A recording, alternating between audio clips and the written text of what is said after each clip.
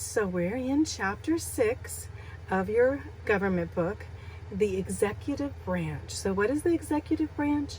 The executive branch is that branch that contains the presidency. So it's actually the president and his advisors. A couple things said about the executive branch, and we can look at President Herbert Hoover. What does he say? So no one could think of it except in terms of solemn concentration. The presidency is more than executive responsibility. It is the inspiring symbol of all that has highest in America's purposes and ideas. So how important the presidency is as that executive responsibility. President Harry Truman says, "There's never been an executive office in all of history of the world with the responsibility and power of the presidency of the United States." So the power and the responsibility of the President of the United States was probably more than back when the framers of the Constitution put it together. But we know now that indeed the President of the United States holds a lot of power in our country. So we're going to get into the highlights here of the President and the Constitution in this section, onto the President's leadership, the roles of the President, and onto what's the President's team. What kind of team does the President have?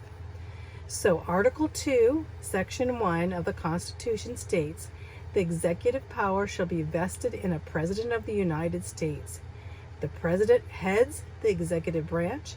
As chief executive, he is responsible to see that laws of the federal government are enforced." So we'll look at what the Constitution says in this chapter, and those who help the President carry out the job that he was elected to perform. So Article 1, we went over Article 1, had to do with Congress, and Congress had to do with making the laws, right? And on to Article 2, which will have to do with the executive branch, which consists of the President and his helpers, right? So the birth of the presidency, how did it come to be that we'd have a president? Well, in 1787, they had no idea that they would create a position as this.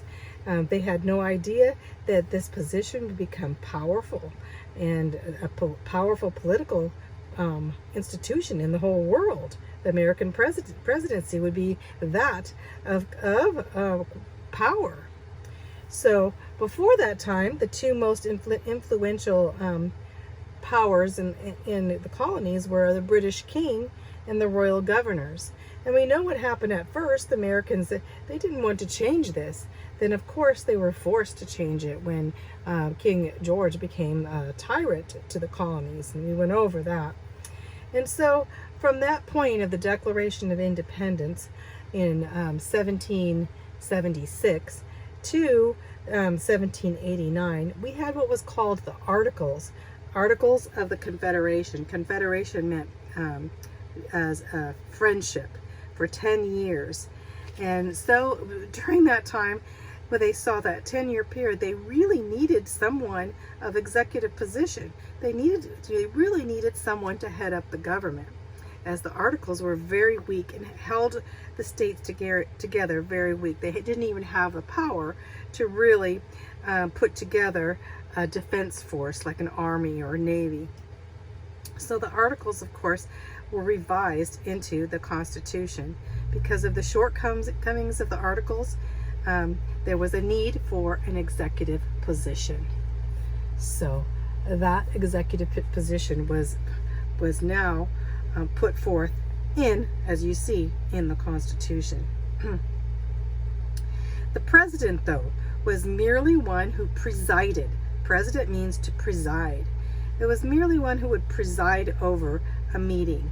So George Washington, when he was at the Philadelphia Convention for the Constitutional Convention, they elected him as the presiding officer, or the president.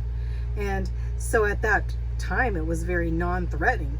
Can you say, oh, the presiding officer is this, or the president? At that time, president was not thought of as a term like king or queen, that is for sure. So most thought the president of the convention, George Washington, was that first executive, and the title president was not with debate. They said basically, they just, without debate, they said, yes, we'll call George Washington our president. So it wasn't, the word president was never a problem.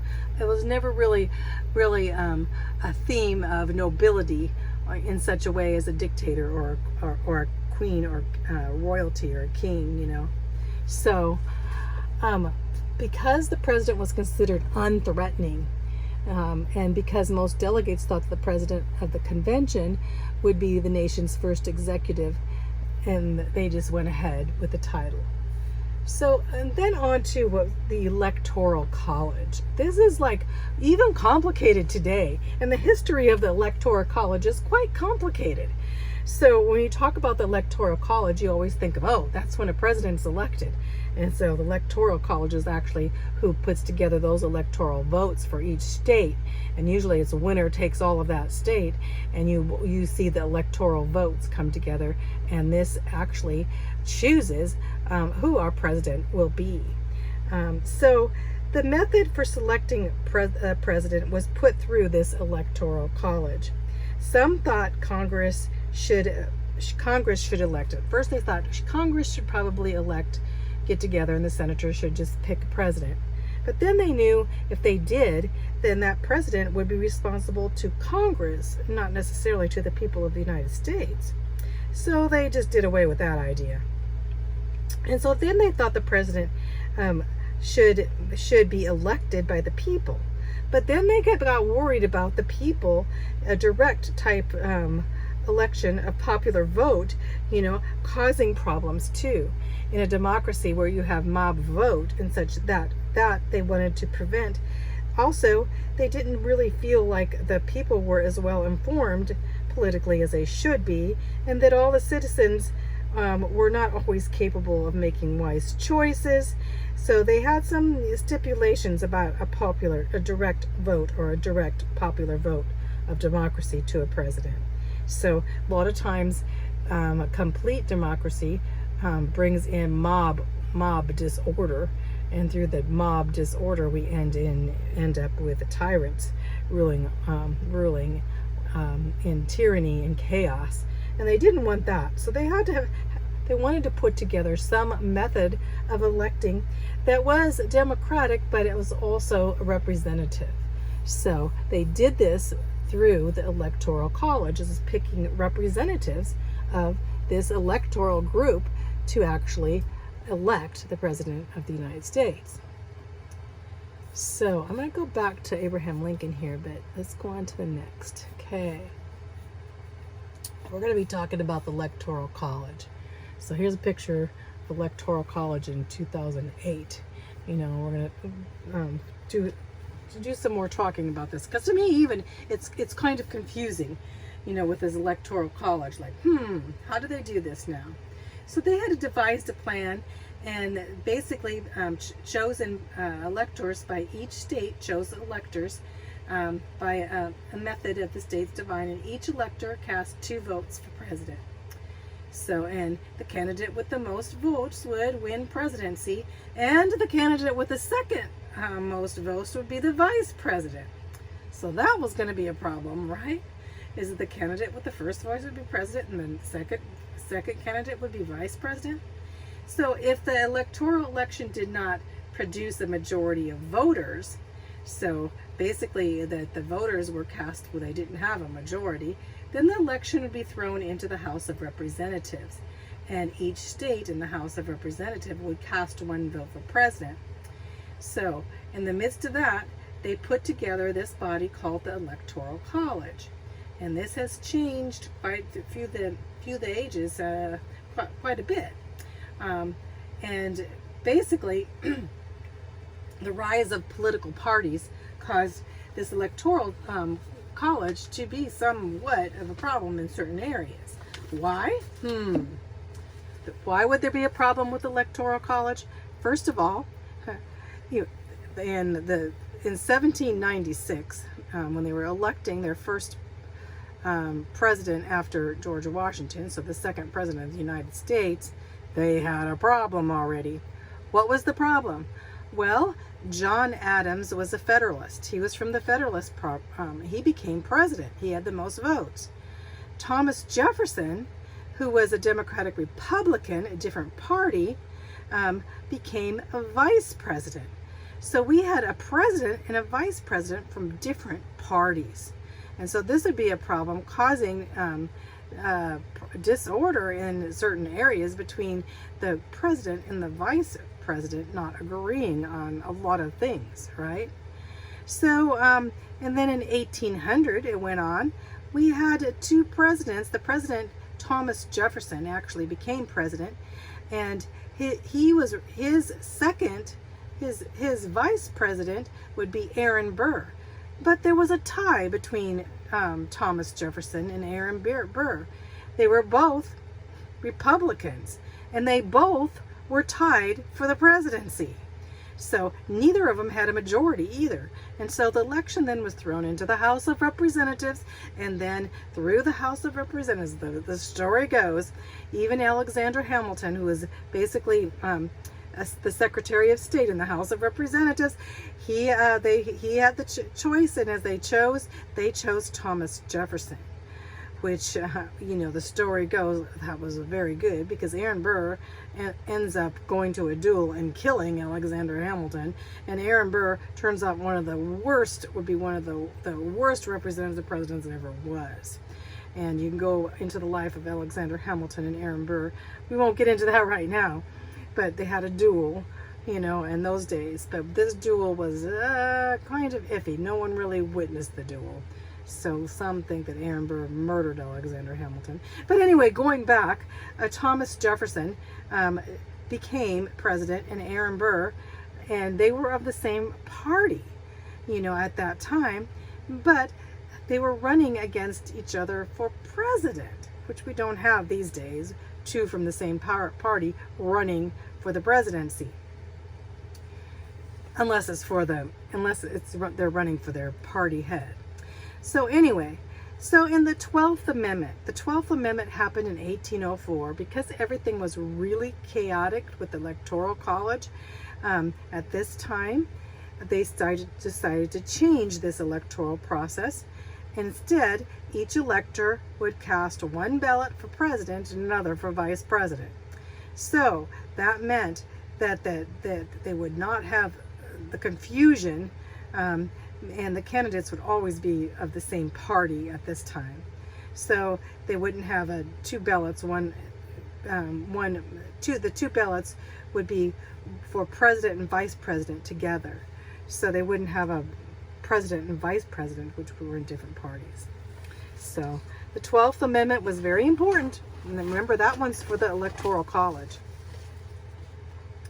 So talking a little bit more about this as time went on.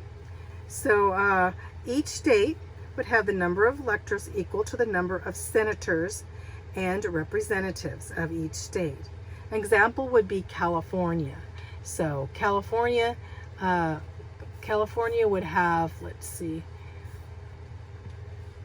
California today would have 53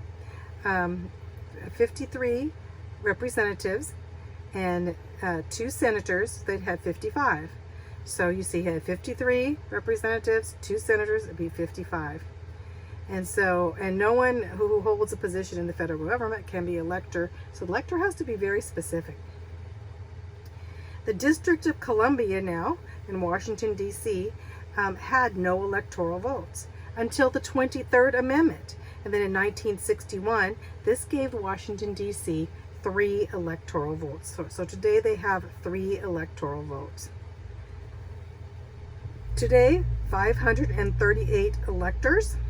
In the House of Representatives has 435, and the Senate has 100. That makes 535, plus the 3 electors of Washington, D.C. equal 538. So how many electors do we have now? 538. And so the candidate to win the presidency must receive a majority vote, which would be 270 electors. Since the 19th century, all states chosen by electors won the popular vote too. So going on here, General Election Day. Let's go on to the next page here. We're talking about General Election Day. General Election Day up here. Article 2, Section 1, Clause 4 of the Constitution states, the Congress may determine the time of choosing the electors and the day in which they shall give their votes, which day shall be same throughout the United States. So it was important on that election day that it be set forth on what day this should be, right? So they ended up following, of course, for the election, the Tuesday following the first Monday of November of every 4th year would be the election of the President of the United States. And so the voters would go to the polls, and actually they were not, when you're voting, you're not actually directly voting for president. You're voting to elect the electors that would elect the president, even though most people don't even know who the electors are. But in that point, the electors, the votes would go to the president and the vice president. So we know who the president and vice president were voting for, but we do not know the electors. But they will be one. Really, we're electing the electors for the elector college. So that gets kind of confusing there. So when the voters go to the polls, they're not really voting directly for the president, although they see him on, basically as they vote, they'll see his name written there instead of the elector. So the election results, winner usually is known on that night on election day who won presidency and vice presidency, right? But after the popular votes counted, we can usually count that the popular vote will, but not always. Although the Electoral College it basically does not cast the votes on election day, the president electors usually are predicted on that day. So today electors are no longer free agents. They can't just vote for whoever they want. They have to vote for their party agents. So they vote for the candidate of their party. So you can usually guess who the electoral votes are going to vote for now. Prescribed by Congress, electors, they're usually chosen in November, and they meet at their state capitals on Monday and following the second Wednesday of December to cast their votes for president in the United States. The ballots are signed, sealed, and sent by registered mail to the President of the Senate in Washington, D.C., and the copies are taken of those too, so they have copies in case they got lost. And then the winner is officially announced on January 6th. The President of the Senate, basically the electoral votes before the joint section, and the votes are counted, and the majority of the electoral votes wins. So, but most of the time, candidate who wins the popular vote means, how many people voted for them, that candidate usually wins. But it is possible for a candidate to fail to get a majority, and also to fail to get what's called a plurality. So when you talk about plurality and winner take all right here, it's this all has to do with the Electoral College. So a candidate who fails to win a majority of popular votes yet wins the presidency is a minority president. And it is possible for a candidate to get a plurality. Plurality means the highest number majority of votes, but it's still less than half. So usually in a plurality, it's been divided among 3 people or something. They do not get the half of the votes, but they do get the majority of compared to the other candidates, and they call that a plurality. They still get a majority of the electoral votes. So 4 times in history this happened where a president basically did not take a plurality of popular votes and became that minority president. And these presidents, John Quincy Adams, Hayes, Benjamin Harrison, George W. Bush, and this time actually won the electoral votes, but not necessarily the popular votes.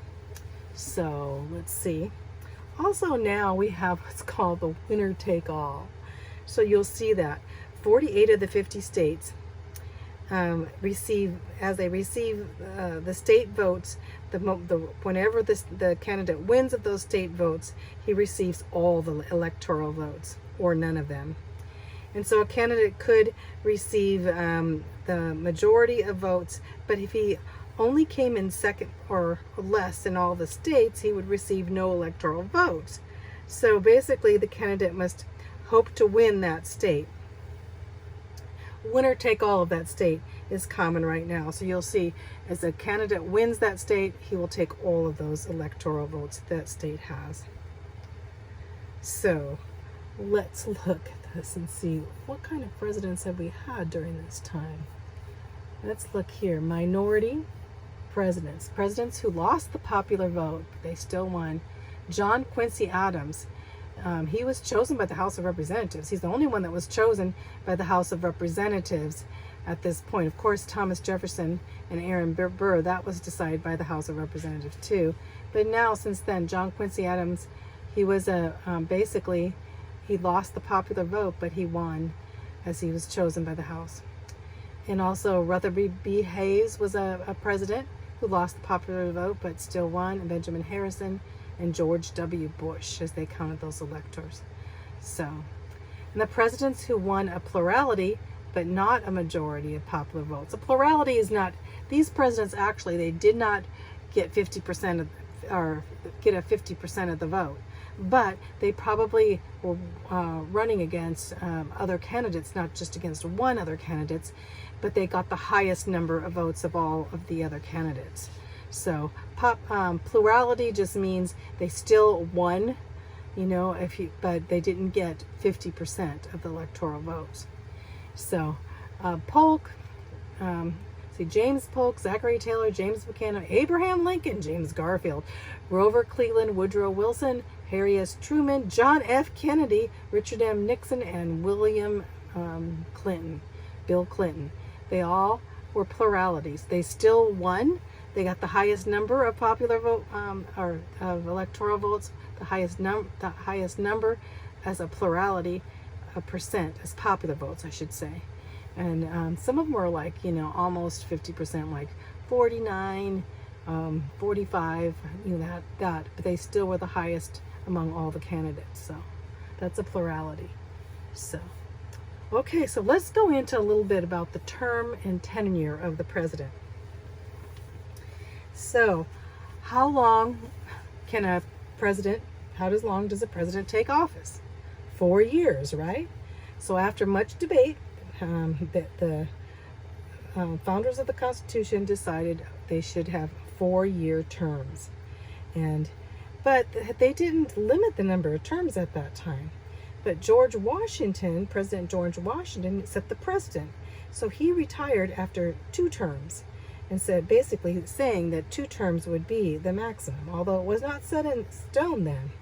And in fact, there were no challenges until Franklin Delaware Roosevelt in 1940 went for a 3rd term and went for a 4th term in 1944. And this was really unprecedented. They said, okay, this must happen because we're in World War II. But anyway, so Franklin Delaware Roosevelt was the only president to run for 4 terms. And the nation then, after FDR, after this time, they put forth an amendment to the Constitution, the 22nd Amendment to the Constitution in 1951, which basically said that the president can only serve 2 terms. He cannot serve 3 and 4 terms as FDR, President Roosevelt, did. So, and they also said, through the 22nd Amendment, said that a president may not serve over 10 years. Well, how can a president serve over 8 years if it's 2 terms? Because each term is 4 years. Well, if the president died and they became president when they were a vice president, they possibly could. So basically, that a president could not serve more than 10 years. So in 1963, in fact, when Kennedy was assassinated, Johnson took over. He could have went for another term and went on to serve over 10 years, or at least 9-year terms, which he didn't. He ended up not running for president. So anyway, the qualifications. Let's go over the here's the presidential seal there, right there. The qualifications of a president. So let's talk about the qualifications. So first of all, if you're going to run for president, you have to be a natural born citizen. You have to be a citizen of the United States, born a citizen of the United States. You have to be at least 35 years old, and you have to be resided in the United States for at least 14 years. So you can't be living in another country. You have to at least be 14 years in living in the United States. Some of the informal qualifications were that you not 35, you really should be around 40 years old. They did that 35 would be too young. And most of the presidents have been Protestant, except for Kennedy. Kennedy was a Catholic president. Most of them have been Protestant. Political experience, they really emphasize that a president or someone running for president should have some political experience, although some do not. But like some of them had experience as United States congressmen or senators. There were many state governors. We see here Jimmy Carter was the governor of Georgia. Ronald Reagan was the governor of California. Bill Clinton was the governor of Arkansas. George W. Bush was the governor of Texas. So we've seen a lot of governors become president. Let's go on here to the next page. We'll skip this right now. Okay, well, let's look at this real quick here. I think this is pretty interesting. You know, as you see here, these are presidents of the United States. So you should try to get them memorized if you can. So let me go through them. George Washington was a Federalist, and he was the first. Second president was John Adams, and he was a Federalist. Thomas Jefferson was a Democratic Republican. Third. Fourth president was James Madison, and he was a Democratic Republican. A Democratic Republican was not like the Democrats or the Republicans today. They had their own party that focused on the states.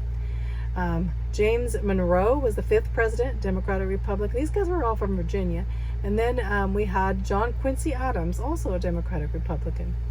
And he was from Massachusetts. So you see so far that presidents have been from Virginia and Massachusetts, the two big states at that time. Not until the seventh president was Andrew Jackson. And Andrew Jackson was a Democrat. He would be basically considered just a full-on Democrat. And he was of Tennessee. Martin Van Buren was actually one of Jackson's followers, and he also was a Democrat from New York. Ninth president was William Henry Harrison. He was a Whig. He was only in office for a few months when he got pneumonia and died. And John Tyler he was also a Whig, but he became not a favorite president at all. As a vice president, he became president.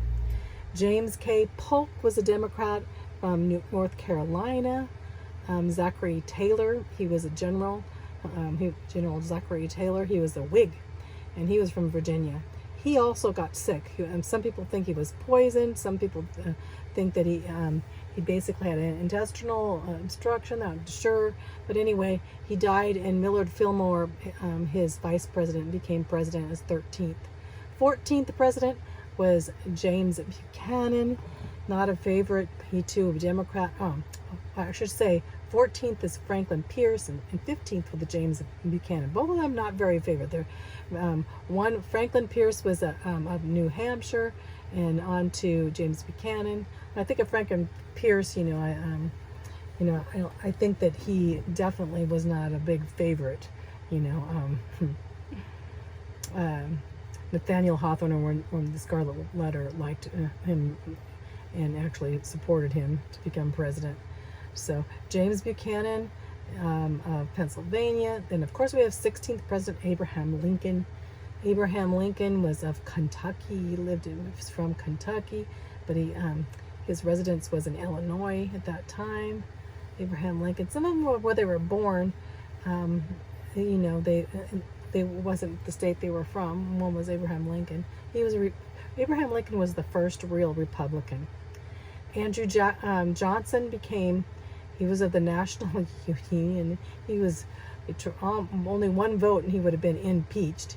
He was the vice president when Abraham Lincoln was assassinated and became president. On to Grant, General Grant became president, number 18, from Ohio. He actually lived in Illinois when he became, but anyway, General Grant. And 19th was Rutherford B. Hayes. He was a Republican. All these here are Republican. Grant, Hayes, Garfield, Arthur, they were all Republicans here. We have 19th Rutherford B. Hayes. And James Garfield was another. He was assassinated, into his presidency, right at the beginning of his presidency. He was a very favorite Christian man, a preacher, actually. So James Garfield would be 20. 21 was Chester Arthur, who was a vice president that became president from James Garfield. Grover Cleveland, he became president, the 22nd president and the 24th president. So he was the only president to not win consecutively. Grover Cleveland was never one of my favorites either. He was a Democrat. And on to Benjamin Harrison, was the 23rd. William McKinley was a Republican, and he was the 25th president. He was assassinated. And his vice president took over, Theodore Roosevelt, a favorite of mine, favorite Republican. He's a Republican. So, and then on to Roosevelt, after Roosevelt, 27th was Taft. 28th president was Woodrow Wilson. He was president. Woodrow Wilson was from Virginia. He actually he's a Democrat he represented New Jersey, I should say. He was from New Jersey. I said Virginia, that's where he was born. So Woodrow Wilson was, he's not a favorite of mine either. He was during World War I. Warren G. Harding was a Republican from Ohio. He's not a favorite of mine either. Really, they don't know how he died. They think he might have been poisoned by his wife because he was cheating on her, but I don't know. He was a Republican. Calvin Coolidge was 30th president, from representative Massachusetts. He was actually one of my favorites. I really liked Calvin Coolidge. He was very much born again Christian man. 31 was Herbert Hoover, from Iowa. He was a Republican. I liked Herbert Hoover, but he actually was during the Depression, when the Great Depression started. So a lot of people blame the Great Depression on him. And then, of course, the 32 is Franklin Delano Roosevelt, and he was in 4 terms. He died as a stroke in his last term. So FDR, he was in a wheelchair. He is, of course, a Democrat. On to the 33rd president, Harry S. Truman, who became president when Franklin died of a stroke. Then he became president. Harry Truman is known for a couple things. One thing is dropping the atomic bomb on Japan, and also he's known to be very significant in Israel becoming a nation. So, number 34 is Dwight Eisenhower. He was a general during World War II that came. He's a Republican. I liked Truman and I liked Eisenhower, and they almost ran together on a ticket.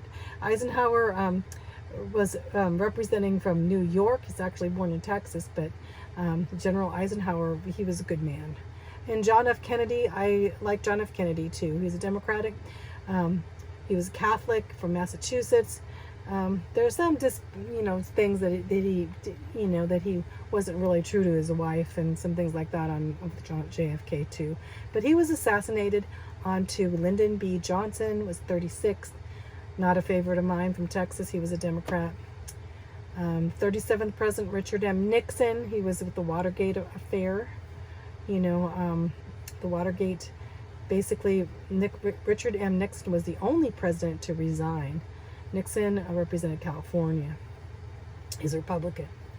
Gerald Ford, after Nixon and his vice president had both resigned, Gerald Ford became the 38th president. He was Republican. He was born in Nebraska, represented Michigan.